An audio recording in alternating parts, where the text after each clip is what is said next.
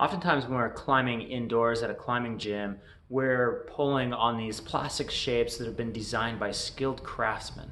Now, there are a few standout shapers in the industry, and I was able to sit down with one of them, Louie Anderson. Hello, everyone. And have an interview with him and talk about some of the things that you should know for starting shaping. My camera, which I do everything on my phone, reverted to its original mic, and you can picked out everything in the room, which was a very busy place.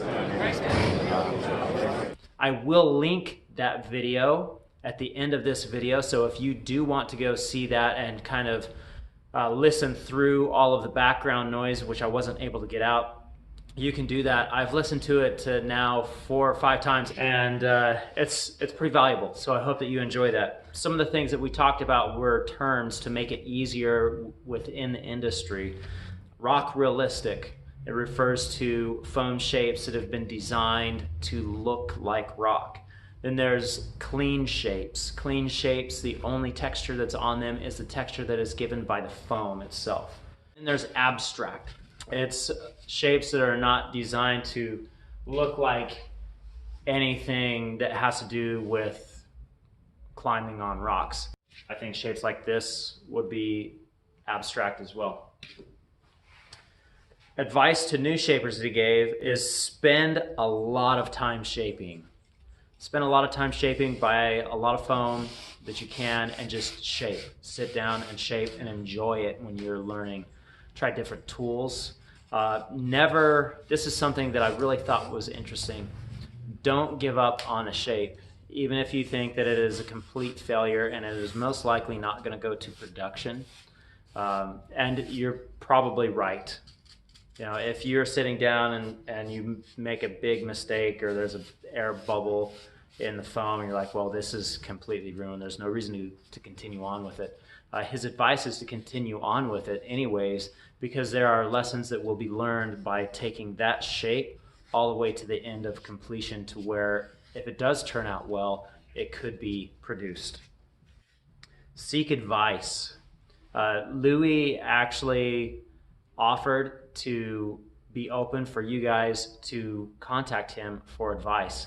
If you want to contact him for advice and showing him your shapes that you're working on, and he could give you some pointers on that, I will leave his contact information down in the description below. You may need to go to his website and contact him through that website. Be critical about what you release.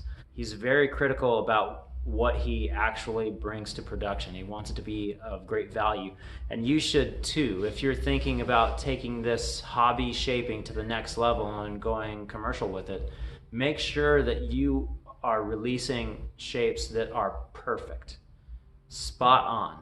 There's no reason not to. The type of foam that he recommends is floral foam. This is a floral foam. This came from a company that no longer produces foam or sells it. It was makeholds.com.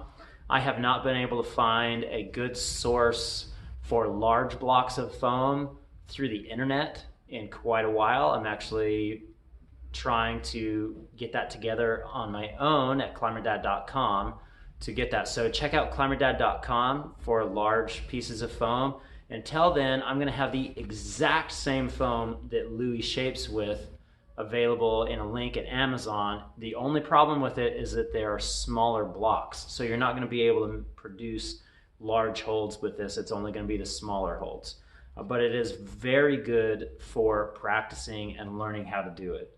The tools that he uses: saw blades to rough out his shapes, scrapers, sanding pads, and the absolute most important tool, which I made a video of a while ago on what I thought the most important tool was, is also his most important tool. And I am gonna leave a cliffhanger right there. I want you to go check out this video.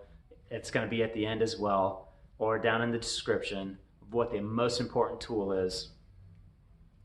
Another tool that he doesn't use, but he's seen other people use it and it seems to work really effectively, is a drywall rasp. something that is really important for a tool as far as shaping goes doesn't actually touch the foam at all. It's a lamp. And what that lamp produces does touch the foam. It's the light. And as you take your shape and you move it around in the light, you can see the different shadows that are going to play out. And that's really going to be telling when you mold this foam, all of those angles are going to be visible when it comes out in the final piece. So you really want to take your time at the final stage with a lamp, directional light, hitting it and moving that hold around so you can see those little divots or the imperfections on the surface that you may have missed otherwise. I hope that you enjoyed this video. If you have, leave it a thumbs up, share it with your friends. If you're new here, subscribe. I'd love to see this channel growing. It helps me bring more content to you. And check out this video from Louie Anderson. If you are really interested in shaping, this is going to be a good one for you to watch. I'll see you next time right here on Climber Dad.